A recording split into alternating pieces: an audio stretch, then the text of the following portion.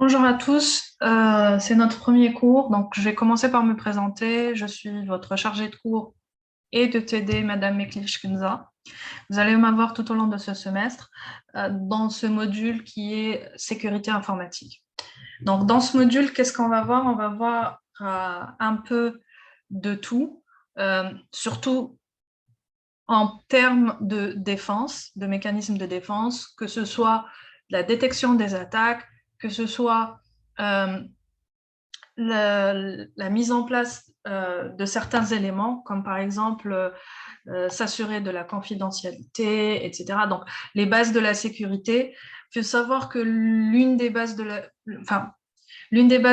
la sécurité, on va avoir trois bases très importantes qui sont la confidentialité, l'intégrité et la disponibilité. En quoi consistent ces trois éléments? La confidentialité, c'est de s'assurer que rien ou personne ne puisse accéder à une information s'ils n'ont pas le droit d'y accéder. Par exemple, si j'ai un secret à dire à quelqu'un, seul moi et la personne euh, destinée de ce secret doivent pouvoir avoir la possibilité de le connaître. Et personne d'autre ne peut en connaître ce secret d'une manière ou d'une autre. On a aussi donc l'intégrité. L'intégrité, ce serait plutôt de s'assurer qu'il n'y ait pas eu de modification, qu'elle soit mal intentionnée ou pas. Ça peut être aussi une faute de frappe parfois, euh, d'arriver. Donc,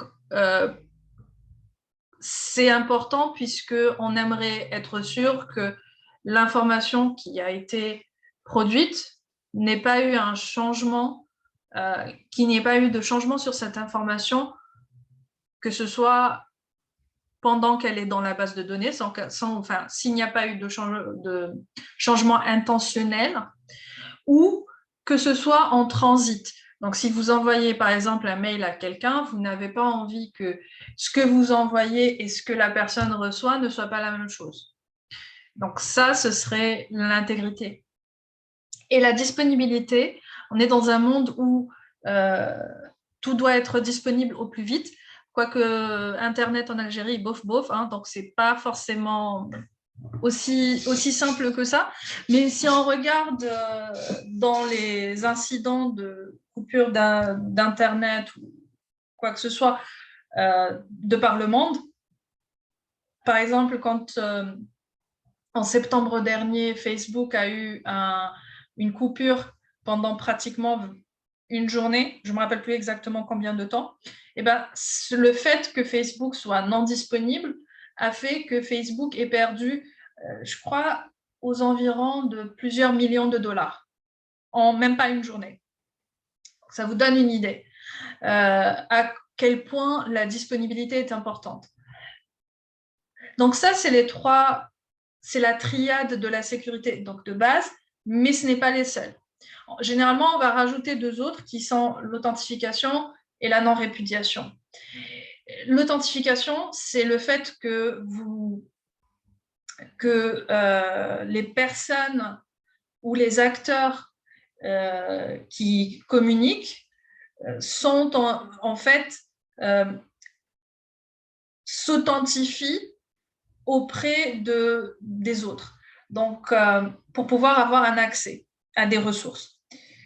Par exemple, quand vous vous connectez à un site web type, je ne sais pas, Instagram, Facebook, Twitter, ou d'autres sites web comme, alors, à part les réseaux sociaux, votre compte mail.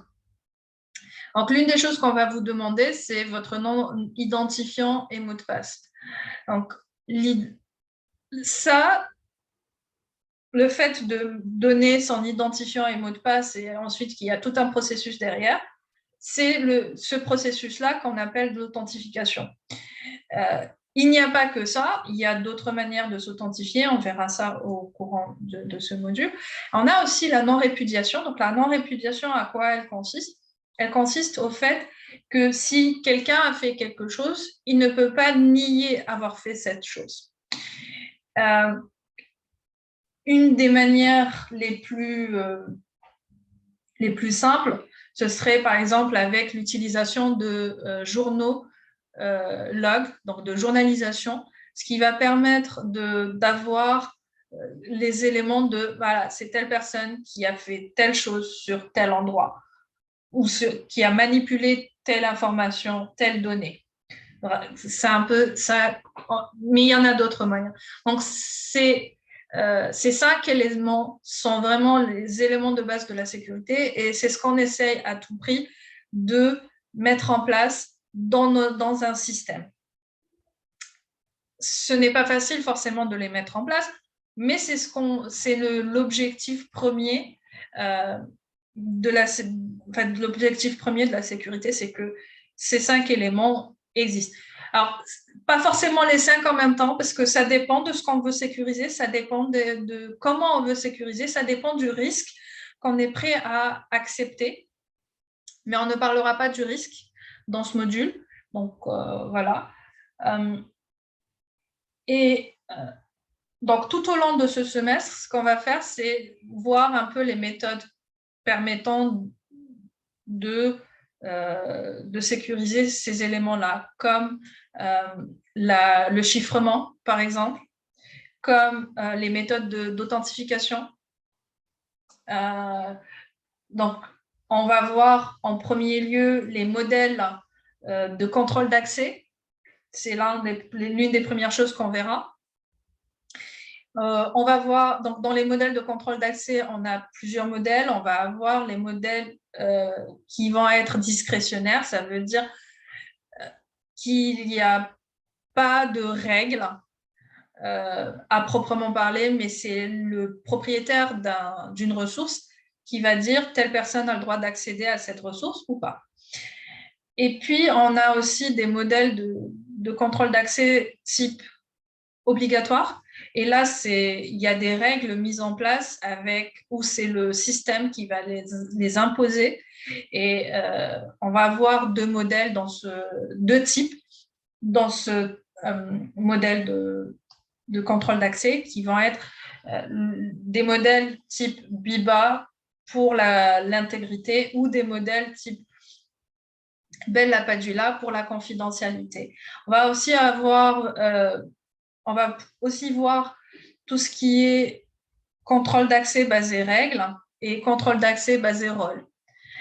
Contrôle d'accès basé règles, vous avez peut-être déjà vu ça un peu quand vous avez manipulé des pare-feux ou des règles de routage, par exemple, mais généralement des pare-feux dans un routeur. Ce qu'on va retrouver, c'est ce qu'on appelle des ACL, des listes de contrôle d'accès, où on va autoriser ou interdire l'accès à des ressources selon ces règles. Et puis, les contrôles d'accès basés rôle, il va plutôt se baser sur le rôle de la personne, on va dire, qui veut accéder à une ressource. Exemple, si on est dans le cas d'un hôpital, tous les médecins vont avoir les mêmes droits d'accès, ils vont avoir le droit de faire certaines choses sur les dossiers des patients et ainsi de suite. Donc, on n'est pas obligé on a la possibilité finalement de dire selon le rôle de la personne, donc pas selon la personne. Je ne vais pas dire Mohamed a le droit de faire ça et ça et ça, mais je vais dire tous les médecins ont le droit de faire ça et ça et ça. Et je vais dire ensuite Mohamed est médecin, tout simplement.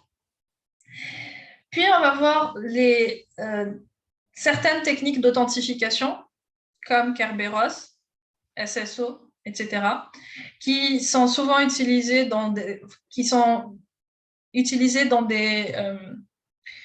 qui peuvent être utilisées dans des domaines comme Kerberos est utilisé dans les domaines Active Directory.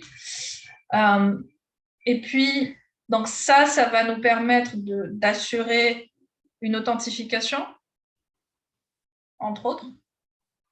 On a aussi, par la suite, on va voir les différents types d'attaques qui existent. On ne va pas les voir en détail, mais on va voir un bon nombre, comme l'attaque de déni de service, qui va finalement s'attaquer à la disponibilité d'un service, ou les malwares, comme les virus, les vers, les trojans, les ransomware, etc. Et ainsi de suite. Ensuite, donc une fois qu'on a vu, qu'on va voir ça, on va passer vers tout ce qui est, je crois, éléments de sécurité, style IDS, IPS. Alors, IDS pour système de détection d'intrusion, IPS pour système de prévention d'intrusion, Honeypot pour, en fait, c'est un peu de miel, mais on va expliquer ça plus en détail. Donc, ces éléments-là, comme l'IDS et l'IPS, vont, en plus du pare-feu, aussi on va parler de pare-feu, vont pouvoir soit détecter, soit empêcher des attaques, des tentatives d'intrusion. Par la suite, donc dans la partie suivante du cours, on passera vers la cryptographie, donc le chiffrement.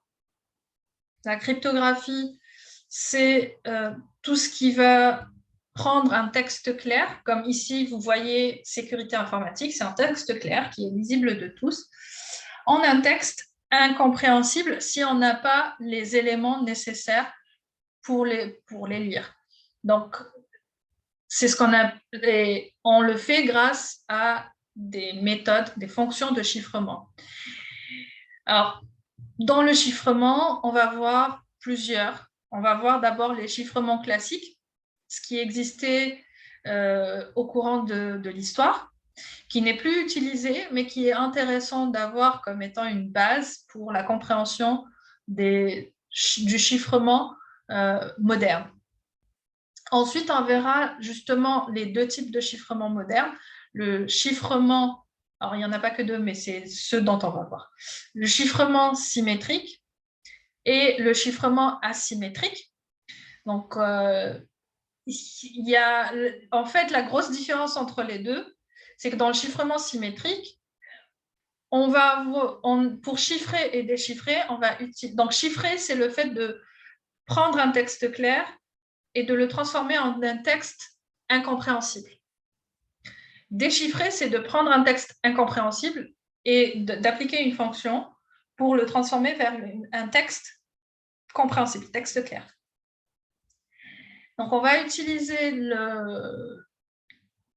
Donc, pour le chiffrement et le déchiffrement, on va utiliser la même information qu'on appelle une clé de chiffrement ou de déchiffrement. Ici, dans le cas d'un chiffrement symétrique, on appellera ça une clé secrète. Dans le cas du chiffrement asymétrique, eh ben, la différence, c'est que pour chiffrer, on va utiliser une information, alors que pour déchiffrer, on va utiliser une autre information. Donc, pour chiffrer, on va appeler ça, on va utiliser une clé privée, pour chiffrer, une clé publique, et pour déchiffrer, on va utiliser une clé privée. Ce qui va régler plein de problèmes qu'on verra par la suite. Après le chiffrement, on va voir les méthodes de hachage, on va voir donc les méthodes de hachage. Donc, d'abord, les méthodes de chiffrement vont permettre de s'assurer de la confidentialité de l'information. Les méthodes de hachage, elles, vont permettre de s'assurer de l'intégrité de l'information. Donc, pour le hachage, on va prendre une information, un fichier quelconque, et on va appliquer une fonction qu'on appelle fonction de hachage, et le résultat sera, tant que vous ne changez rien dans le fichier de départ, le résultat sera le même. Il suffit de changer un petit élément dans le fichier de départ, un bit, pour que le résultat de la fonction de hachage soit complètement différent. Donc, ça va nous permettre justement de s'assurer de l'intégrité de l'information, qu'il n'y a pas eu de changement pendant la transmission, par exemple. on va voir aussi par la suite tout ce qui est PKI. Alors, une PKI pour Public Key Infrastructure ou infrastructure à clé publique. C'est un système complexe qui va se baser sur le chiffrement, les méthodes de chiffrement, les méthodes de hachage, aussi les certificats pour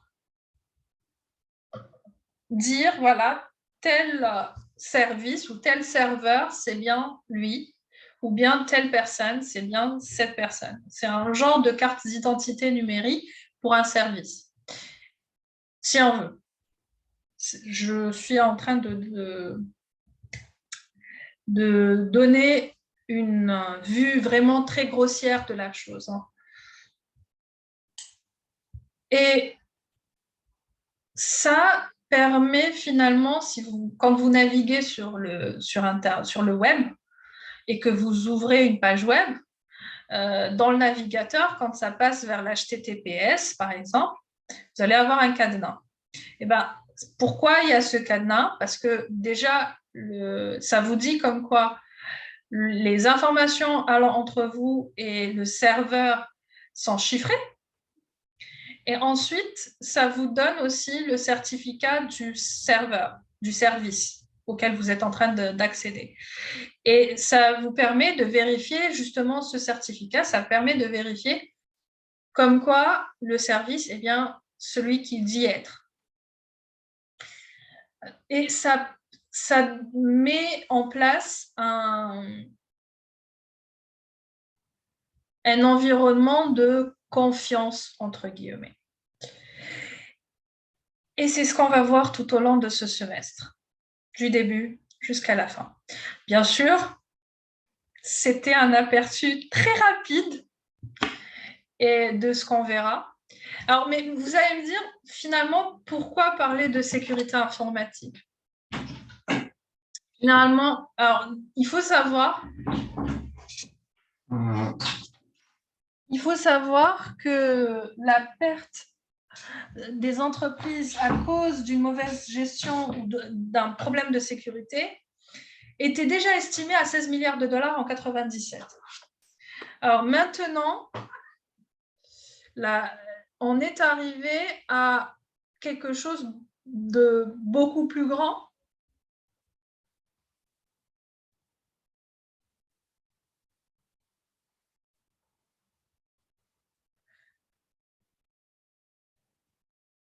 C'est du style, selon si on parle des pertes mondiales ou bien autres, alors ce serait en 2020 1000 milliards de dollars. Voilà, de pertes en 2020. Ça peut être dû à un vol d'actifs monétaires ou de propriété intellectuelle, mais aussi d'autres types de pertes. Donc, c'est énorme. Vous imaginez 1000 milliards de dollars. Bref.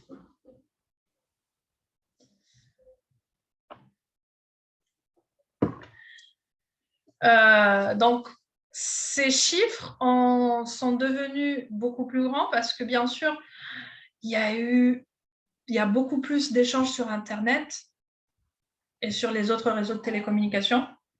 Et puis, le nombre d'ordinateurs ou de machines connectées a augmenté de manière phénoménale.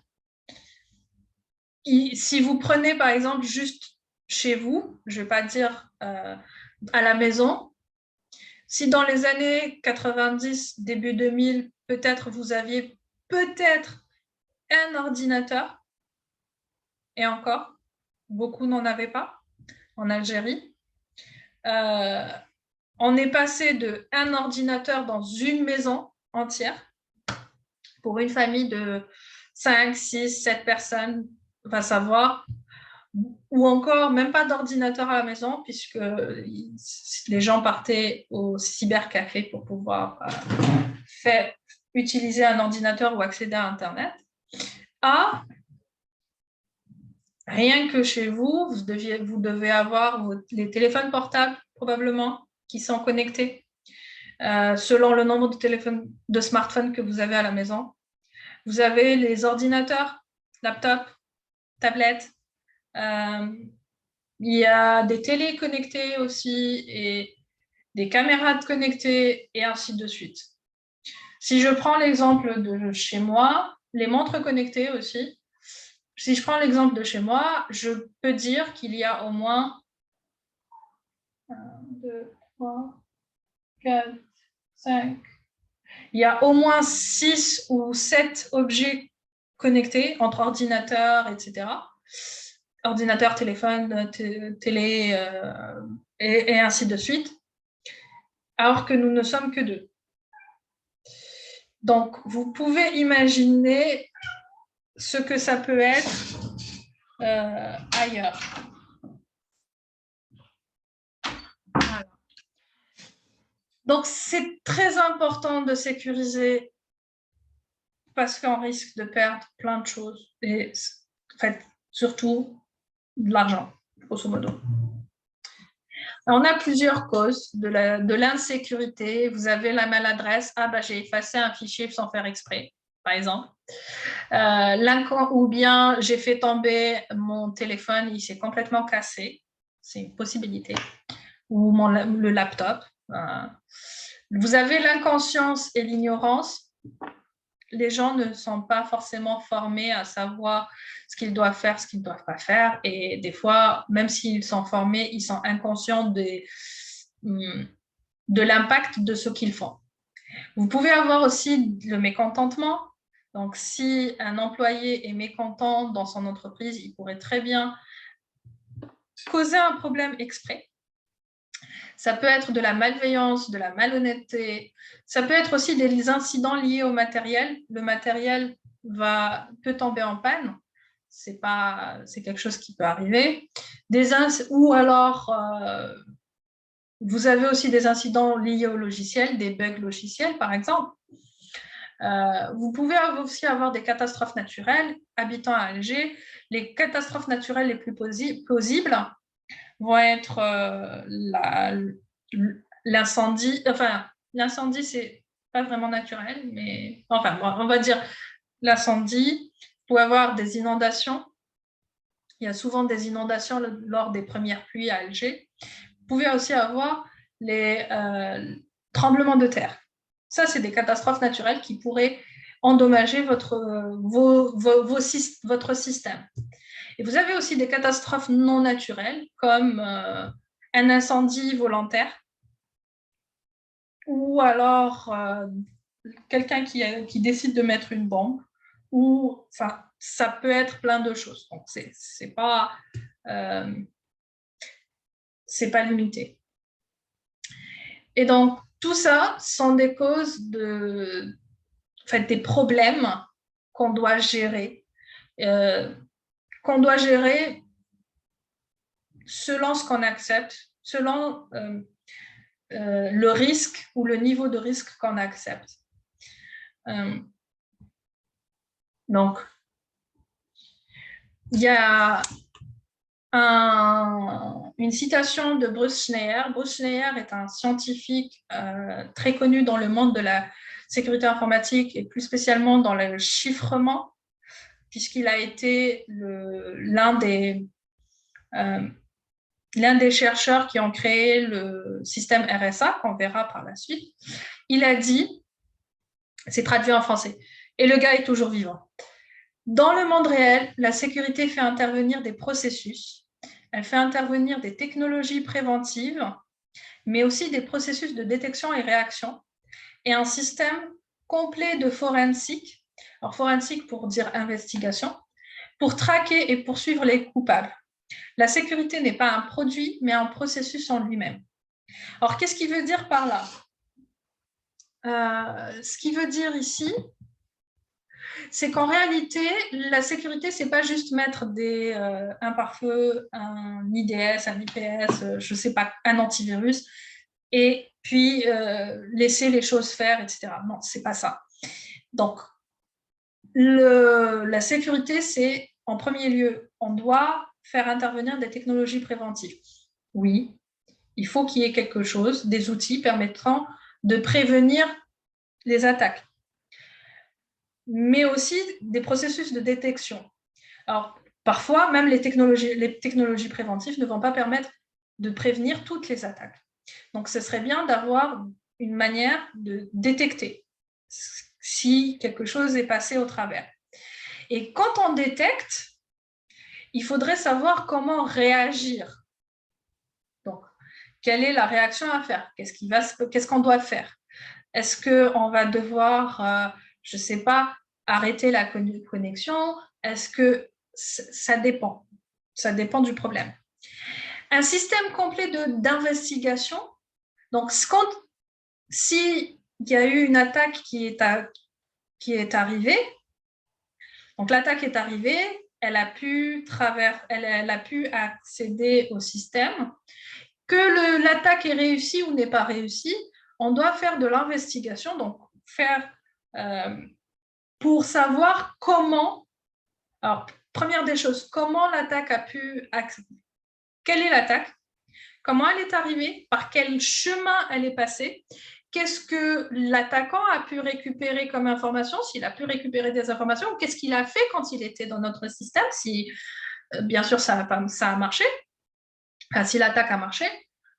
Et pouvoir aussi traquer l'attaquant, donc pouvoir retrouver qui était l'attaquant, ou du moins pour poursuivre les coupables. Donc, en réalité, tout ça, ce n'est pas un produit, mais c'est un processus qui va engager, oui, certains produits, certains outils, mais qui va engager aussi beaucoup de process, donc d'éléments, alors, comment expliquer ça?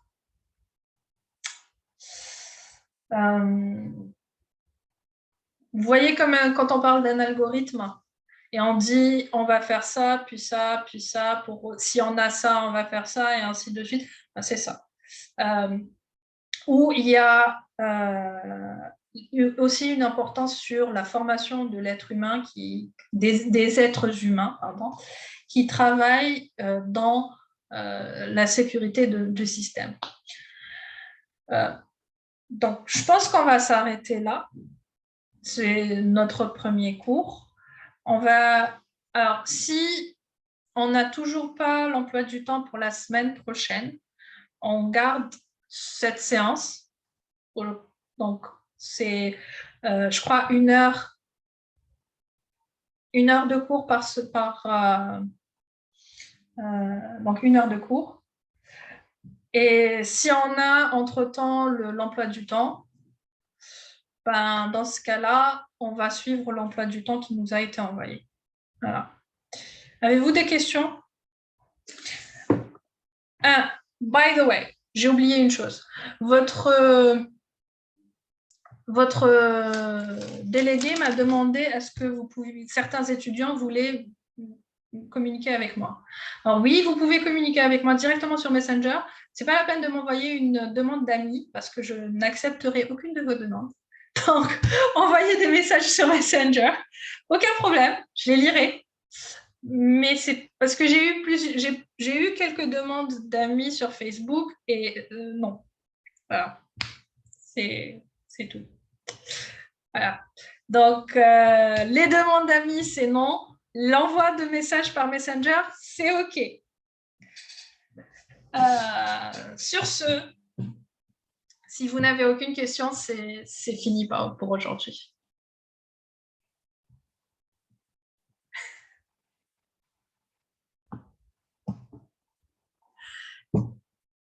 J'arrête l'enregistrement.